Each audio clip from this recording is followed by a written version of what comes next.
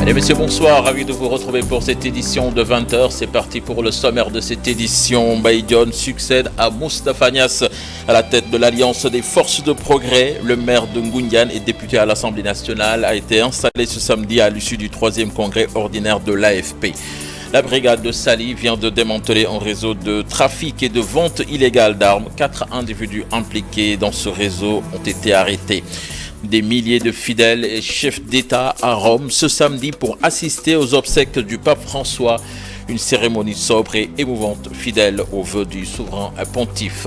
Et puis basketball, Africa League, l'AS Ville de Dakar réussit ses débuts dans la compétition. Les représentants du Sénégal se sont imposés 70-67 face aux Tunisiens de l'US Monastir. C'était sous les yeux du chef de l'État. Voilà le sommaire de cette édition. Dans quelques instants, le développement.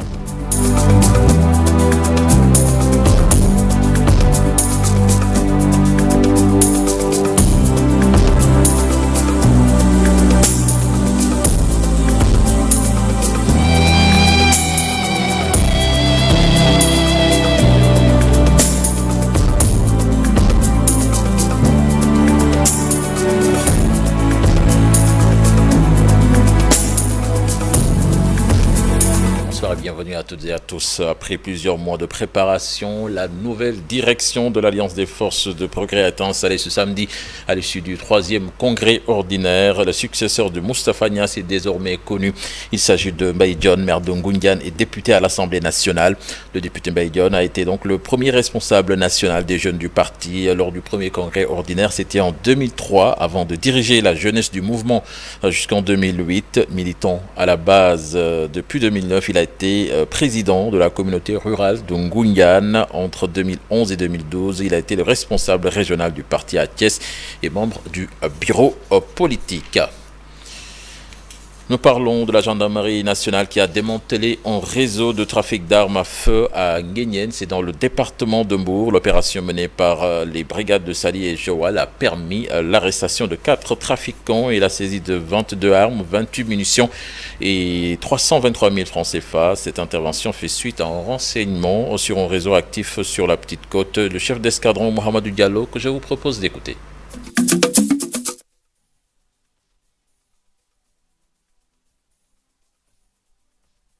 Mendy dit David Ndiago aux Parcelles Assainies, unité 26, le présumé meurtrier.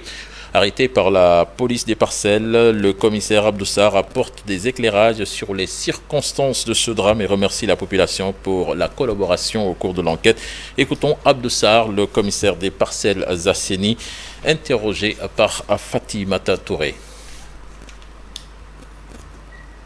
Là également, l'élément n'est pas en place. À direction Rome, à présent, des milliers de fidèles et des chefs d'État se sont réunis ce samedi 26 avril 2025 pour rendre un dernier hommage au pape François. Une cérémonie sobre et émouvante, fidèle aux vœux du souverain pontife qui a marqué la fin d'un pontificat historique dédié à l'humanité, à la paix et à la justice sociale. Les détails avec Augustin Tine. Que vous avez suivi dans le journal en Wolof, la prise en charge des victimes d'accidents de la circulation et les malades admis au bloc opératoire, un véritable casse-tête pour le personnel du district sanitaire de Bakel pour cause d'une banque de sang fréquemment vide. Une situation qui a poussé la jeunesse du département à réagir en organisant une journée de don de sang pour renflouer les réserves. Les détails dans cet élément signé Mamadou Diouf. La prise en charge des victimes d'accidents de la circulation et les malades admis au bloc opératoire est un véritable casse-tête pour le personnel du district sanitaire de Bakel. Pour cause, une banque de sang quasi vide. C'est pourquoi l'association Vision Culture Events a décidé de réagir à travers l'organisation d'une journée de don de sang dans le but de renflouer les réserves. Donc avec les plaidoyers du médecin-chef du centre de santé de Bakel, longtemps dire que vraiment Bakel, on a des problèmes de poche. Donc, comment faire pour réagir face à cela? Donc, en étant jeune, on s'est dit vraiment, on doit s'adhérer, travailler ensemble, vraiment appeler vraiment la crème jeunesse de venir participer à cette activité de don de sang. Bon, on a récolté plus de 50 poches grâce aux donneurs bénévoles et 100% jeunes. Le médecin-chef du district salue cette belle initiative. Selon lui, ces poches collectées vont contribuer à sauver des vies dans une zone où les accidents de la circulation sont assez fréquents avec la présence du corridor Dakar-Bamako. C'est un ouf de soulagement au niveau du centre de santé. On en a vraiment besoin. L'autre fois, quand j'ai passé au niveau du laboratoire pour voir la disponibilité des poches de sang, vraiment, il n'y en a pas. Donc, cette activité est vraiment un ouf de soulagement au niveau du centre de santé de Bakel et le département de Bakel aussi. Le président du conseil départemental, après avoir salué cette belle initiative, appelle l'État à redoubler d'efforts sur le plan de la santé dans le département de Bakel. Selon lui, il est temps que Bakel soit doté d'un hôpital. Le centre de santé de Bakel avait d'épineux problèmes aussi multiples que variés pour conserver du sang. Dieu merci, le conseil départemental de Bakel a mis à disposition un frigo d'une valeur marchande de 3 millions de francs pour pouvoir conserver le sang. Le défi aujourd'hui se situe à quel niveau? C'est que malheureusement le frigo est vide. Alors, c'est pourquoi nous saluons l'initiative. J'en profite pour lancer encore un appel solennel à l'endroit de son Excellence, le président de la République, Bassirou Diomaye Diakhar Faye, et son Premier ministre, Ousmane Sonko. C'est par rapport à un hôpital dans le département de Bakel. Excellence, Monsieur le Président de la République, les populations du département de Bakel à l'unisson réclament un hôpital. On est fatigué. Une activité de sensibilisation sur les gestes de premier secours a été organisée par la même occasion avec l'appui des sapeurs-pompiers dans le but de diminuer drastiquement les pertes en vies humaines lors de ces accidents. 12 millions de francs CFA, c'est la valeur financière du stock de médicaments que le ministère de la Santé et de l'Action sociale a doté au centre de santé de Médina Gounass pour les besoins de la couverture médicale de l'édition 2025 du Dakar de Médina Gounass. Donc l'édition qui a démarré ce samedi. Des personnels qualifiés de la logistique ont été également mobilisés pour assurer une bonne couverture médicale. Je vous propose de suivre le docteur Yaya Baldé, directeur régional de la santé de Kolda, interrogé par Abdoulaye Diallo. Mais actuellement déjà, nous voyons que tout est fin prêt vraiment pour accueillir les pèlerins dans de très bonnes conditions. Et les pharmaciens ont travaillé ensemble, pharmaciens de district, pharmaciens de la PRA. Donc tous les techniciens ont travaillé avec toute l'expérience qu'ils ont de l'événement pour voir les produits qui étaient les plus adaptés pour pouvoir faire face à cet événement religieux d'envergure sous-régionale. Mais aussi, nous avons tenu aussi à commander des produits également d'officine, de spécialité pour aussi soulager certains pèlerins qui parfois ont des produits qu'ils prennent de façon personnelle. Ça permet également de soulager. Donc il y a tout ce volet social qui a été pris en compte. Vous voyez aussi que les paludismes aussi, les moustiquaires sont là. Également, il y a toute la logistique aussi qui va arriver dans la soirée, notamment le camion de consultation médicale qui va arriver, mais également le camion de radiologie mobile du programme national de lutte contre la tuberculose. Autant plus maintenant d'autres partenaires comme l'université qui vont envoyer également des médecins. L'objectif général, c'est que les pèlerins qui arrivent, on voudrait qu'ils soient dans de bonnes conditions de santé pour assurer effectuer leur pèlerinage dans de très bonnes conditions. Vous savez que ici c'est une ville spirituelle, dans des conditions assez difficiles. Ils sont à une dizaine de kilomètres de Médina Gounass, dans des conditions d'habitation assez difficiles. Donc facilement les personnes tombent malades, il y a la poussière, il y a la chaleur, il y a des personnes âgées. Donc, il y a autant de conditions qui favorisent, en tout cas, des maladies. Il y a certains aussi qui sont porteurs de maladies en venant même. Donc, tout ça, il faut les soulager. Et tout ça, c'est gratuit. C'est des médicaments qui sont donnés. Donc, c'est un appui de l'État sénégalais pour donc, ces retraites religieuses, d'une manière générale. Tous les événements religieux d'envergure nationale sont accompagnés par l'État. Mais cette année, ce qu'il faut reconnaître, c'est que cet appui également est monté en puissance. Donc c'est monté en puissance, on a fait plus que d'habitude. Je pense que c'est extrêmement important de le souligner. Notre ministère, la pharmacie nationale d'approvisionnement, et donc tout le monde a mis en tout cas du sien pour aujourd'hui que nous soyons en tout cas dans de bonnes conditions de couverture en médicaments. Le coût aujourd'hui, pour le moment, on peut l'estimer autour de 12 millions. 12 millions de médicaments qui sont là quand on prend en compte les intrants et tout. Mais ce qu'il faut savoir, c'est que c'est un événement de 10 jours. Ça veut dire que les produits continueront à arriver. Inquiets pour leur santé, leur environnement et l'avenir de leur agriculture, les habitants de Bambilor et des localités environnantes se dressent contre le projet d'implantation d'un centre intégré de valorisation des déchets à Beut, à l'appel du collectif citoyen pour la sauvegarde de Bambilor et ses environs. Ils ont battu le macadam lors d'une marche pacifique pour exprimer leur rejet catégorique. Écoutons à ce propos les explications du porte-parole du mouvement interrogé par Abdou Diouf Diagne. Il s'appelle Aboukan. Aujourd'hui, nous avons tenu une marche pacifique. Nous ne voulons pas brûler, nous ne voulons pas détruire. Tout ce qu'on veut, c'est que vous nous aidez à préserver notre nature. Nous avons des projets. Ces terres que vous voyez, il y a des centaines de conteneurs qui quittent le Sénégal pour aller en Espagne. Il y a des centaines de conteneurs qui quittent ici pour aller au Maroc. Et il y a des centaines de conteneurs qui quittent ici pour nourrir Dakar et ses environs. Est-ce que cela, on va remplacer une terre nourricière avec des terres de déchets? Est-ce que cela c'est possible? Nous voulons vivre, nous ne voulons pas avoir une santé médiocre, nous voulons avoir une très bonne santé. C'est seulement les arbres, la nature, la verdure qui peut nous donner ce qu'on appelle cette santé. Nous sommes une population déterminée. Nous condamnons fermement, avec dignité, honnêteté, ce projet. Je vous demande solennellement, Monsieur le Président de la République, Monsieur le Premier ministre et Monsieur le ministre de l'Agriculture, ce projet que vous avez pour les autres régions, Dakar en veut. Nous n'avons jamais resté. Nous sommes l'État avant tout. Nous voulons préserver ces terres. C'est la raison pour laquelle vous allez voir toutes ces autorités. Nous remercions tous ces autorités. Autosuffisance alimentaire et atteinte des objectifs de développement 2050, l'Institut supérieur de formation agricole et rurale de Bombay est disposé à former les conducteurs de moto Jakarta, tout comme les citoyens en conflit avec la loi au métier de l'agriculture. Le directeur de l'Institut l'a annoncé en marge de la rentrée de la promo 2024-2025, Mohamedou Moursar, interrogé par Babacar Diouf. Que l'État puisse en fait nous accompagner à mettre en place en fait des bâtiments qui sont conformes par rapport à la formation agricole. Aujourd'hui, nous avons besoin en fait des bâtiments, nous avons besoin d'incubateurs, nous avons aussi besoin de matériel.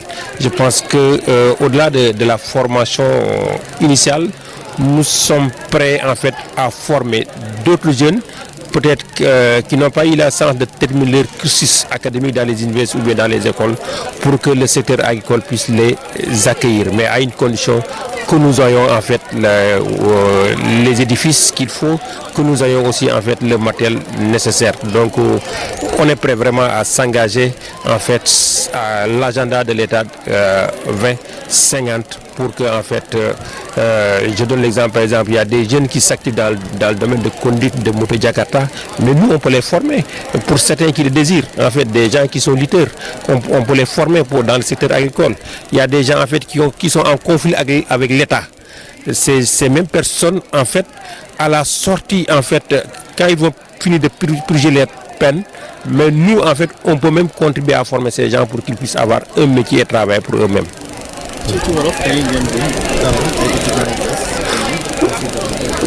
Parlons du litige foncier de Sansamba où les populations s'opposent à un projet agricole sur un site de 1100 hectares. Le propriétaire du projet prend cette fois-ci la parole pour parler de son ambitieux programme qui, dit-il, va créer 60 000 emplois permanents et 200 emplois saisonniers. Une fromagerie, une unité de transformation de miel, un périmètre maraîcher et d'importantes surfaces seront emblavées pour l'agriculture. Bakary Sonko, l'un des partenaires de ce projet, en parle au micro de Bakary Konté et Khali Yamé. Depuis 1984, ce site a été affecté par le conseil rural de Sansamba, approuvé par le sous-préfet de l'époque, sur une superficie de 1100 hectares. Donc, depuis lors, des activités se mènent, depuis fromagerie, miellerie et d'autres activités agricoles. Cela étant, à un certain moment, l'initiateur du projet, Dr Moustapha Dafé, a eu à décrocher un partenaire financier qui a les moyens de couvrir l'ensemble de la superficie qui a été accordée par le conseil rural. Imaginez-vous qu'il y ait 200 jeunes qui seront pris temporairement sans compter au moins les 60 à 80 jeunes qui auront des emplois fixes. Ces gens-là, ils ne vont pas penser à aller prendre la mer pour sacrifier leur vie. Donc, c'est un projet qui, au début, se battait contre l'exode rural. Ce qui nous surprend, c'est qu'une partie de la population du village de Sansamba, je ne dis pas la commune de Sansamba, une partie du village de Sansamba veut s'opposer à ce projet. Parce que tout simplement, ils disent que c'est les terres de leurs anciens. Alors que nous sommes dans le domaine national. Ce projet, on a même accepté que ce soit un projet communautaire au cours de laquelle, l'exploitation de laquelle tout le monde se verra là-dedans. Je crois qu'il n'y a rien de tel que cette population essaie de taire ses querelles et essaie d'aligner sur le projet pour ne serait-ce que le bien-être des populations de la communauté. Dans le cadre de la deuxième édition de sa foire des entrepreneurs, le groupe Femmes catholiques, Femmes de valeur veut une autonomisation des femmes. À cet effet, elle compte débattre sur le thème Femmes capitalisent ton talent. Cette foire qui se déroulera les 3 et 4 mai prochains, une occasion pour le groupe de montrer son savoir-faire et son talent. Écoutons à ce propos Marie-Thérèse Mandiani, la fondatrice, interrogée par Alioune Diagne. La foire, elle est organisée par le groupe Femmes catholiques, Femmes de valeur, mais nous invitons tout le monde, toutes les communautés. D'ailleurs, parmi les exposants, nous avons nos sœurs musulmanes qui ont pris des stands. Donc la foire, elle est ouverte à tout le monde, catholiques comme musulmans, parce que nous le vivons à travers nos familles, dans nos lieux de travail. C'est un pays laïque, je pense, au Sénégal. Donc c'est normal, hein? Nous sommes habitués et nous le faisons. Donc les objectifs déjà, c'est pour montrer le talent des femmes. C'est pour aider la femme dans l'entrepreneuriat parce que nous avons énormément de femmes qui s'activent dans plusieurs domaines et c'est le moment, ce sera un moyen de les pousser, de les booster dans tout ce qu'elles font. Les femmes transformatrices de Thiaroye-sur-Mer veulent contribuer à la lutte contre le réchauffement climatique. Elles utilisent maintenant l'énergie solaire et d'autres méthodes de séchage pour minimiser leurs bénéfices. Une manière de former les jeunes sur les nouvelles techniques de l'énergie afin de participer à l'employabilité de cette frange qui peine à trouver du travail. Les détails dans cet élément signé à Pape Faragni avec les images d'Abdoulaye Anne. Contribuer contre la lutte au réchauffement climatique, les femmes de Thiaroye-sur-Mer ont changé de comportement par rapport à la transformation des produits halieutiques en installant une unité solaire dans leur centre. Cet équipement va contribuer à l'allègement de nos travaux parce que le problème de tous les transformateurs au Sénégal, c'est l'accès à l'énergie qui coûte très cher. Nous savons tous, même l'énergie domestique est très chère. Donc si on travaille avec du matériel très lourd, moi je pense que notre facture d'électricité va être très salée. On a été formé sur les effets néfastes, même pas des effets néfastes du changement climatique. On a aussi été formé en technique de communication par ce projet. Et ça, tout ça, ça rentre dans le cadre de nos besoins spécifiques. Une initiative prometteuse afin de permettre aux jeunes de maîtriser l'énergie et avoir une formation adéquate. Un de ces objectifs qui est l'employabilité des jeunes. Alors pour cette employabilité des jeunes, nous sommes appelés à former des jeunes ou bien à les faire former dans les énergies renouvelables, singulièrement l'énergie solaire. Et ces jeunes-là formés au bout de 4 à 5 mois, 6 mois, sont appelés à faire des immersions, comme la séance aujourd'hui. Donc on les envoie au niveau du terrain pour faire des applications. Et ici, il s'était agi d'installer une unité solaire, froid solaire et une unité de séchage. Pour nous de voir comment est-ce qu'on arrive à partir d'une idée, créer un projet concret et de créer des opportunités sur le terrain. De deux, de rencontrer nos partenaires, c'est ce qui est le plus important, d'essayer de contribuer à une fédération d'acteurs qui travaillent sur l'employabilité des jeunes et aussi participer au dynamisme du territoire de Pékin. À travers ce projet, les femmes peuvent atteindre l'automatisation et une éducation financière. Donc il s'agit ici d'un projet pour former les jeunes dans ce qu'on appelle les métiers, les énergies vertes. Et c'est dans ce sens que après la formation, il y a une application sur le terrain que ces jeunes font pour quand même aider les populations. Ça peut être les populations, ça peut être des groupements dans les salariés. Le besoin, c'est la formalisation pour accéder aux grandes surfaces, mais aussi à l'international avec la formalisation en Fra, mais aussi en Côte-Barre. L'autre avantage du projet, on a été formé en éducation financière. Avec ces acquisitions en termes de formation et d'équipement, les femmes de la banlieue peuvent drastiquement maximiser leurs bénéfices en un temps record avec plus d'efficacité et de sécurité. Au moins 2000 femmes appartenant à des familles vulnérables dans la région de Ziguinchor seront bientôt enrôlées par l'État dans la couverture maladie universelle. La plateforme des femmes pour la paix en Casamance a été mise à contribution pour l'atteinte de cet objectif. Là-dessus, je vous propose de suivre Jean Tavares, porte-parole de la plateforme des femmes, interrogé par Boubacar Diassi et Lamine Mondia. C'est un projet qui a été capté par la plateforme des femmes pour la paix en Casamance, mais la plateforme redistribue les projets à travers ces organisations qui sont membres de son entité. Donc c'est ainsi que la FAFS, la Fédération des associations féminines du Sénégal, va dérouler les activités du projet 3R. Comment reconnaître d'abord, réduire et redistribuer le travail de soins non rémunérés dans l'autonomisation des femmes, économique des femmes. Donc par rapport à cela, il y a des activités qui ont été prévues, des sensibilisations, des causeries, des renforcements de capacité pour les élus locaux sont faits. Donc avec la CMU, l'objectif c'est de former ces acteurs parce qu'on va descendre sur le terrain pour enrôler 2000 personnes, donc les couches vulnérables en l'occurrence, et surtout leurs familles à travers le projet. Donc une partie sera prise en compte par le projet et l'autre partie ce sera laissée à l'adhérent parce qu'il faut aussi qu'il participe. Donc en grosso modo, c'est ce que le projet vient en renforcement de capacité avec la CMU. Le réseau des femmes enseignantes de l'UEF des Parcelles Assainies ne veut plus que la femme enseignante soit uniquement enseignante. Son objectif est de se battre pour qu'elle puisse occuper de hautes responsabilités dans ce pays. À travers une randonnée pédestre organisée ce matin, le réseau compte s'investir dans ce sens. Écoutons Mami Gaingom, présidente du réseau, interrogée par Alassane Ba. Premièrement, de nous faire connaître, d'avoir une meilleure visibilité, de nous faire connaître du grand public.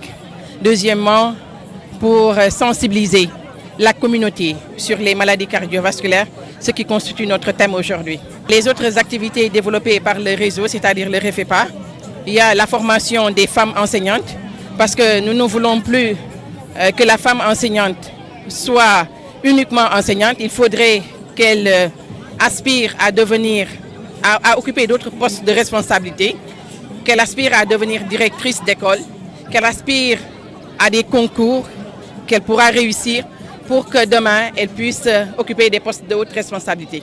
À la suite de la découverte du pétrole et du gaz, nous estimons qu'il faut aller, à l'instar des pays émergents, aller vers un taxe qui va être alloué directement à l'éducation.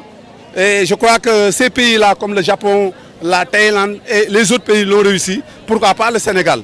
Voilà les raisons qui fondent cette mobilisation et que nous partageons avec nos collègues dames qui ont aussi eu la générosité de montrer le véritable visage de l'enseignant. Ce n'est pas simplement l'école, mais l'école est là pour tout le monde. Donc il fallait sensibiliser les populations aussi sur tout ce qui pourrait être en tout cas une difficulté. Et c'est pourquoi nous avons pensé mutualiser nos forces et organiser cette mobilisation sociale. Parlons culture à présent avec la deuxième édition du festival Gospel Musique Sénégal qui s'est ouvert ce vendredi au centre culturel Blaise Senghor. Et cette année, le thème retenu, la musique gospel, plus qu'une expression artistique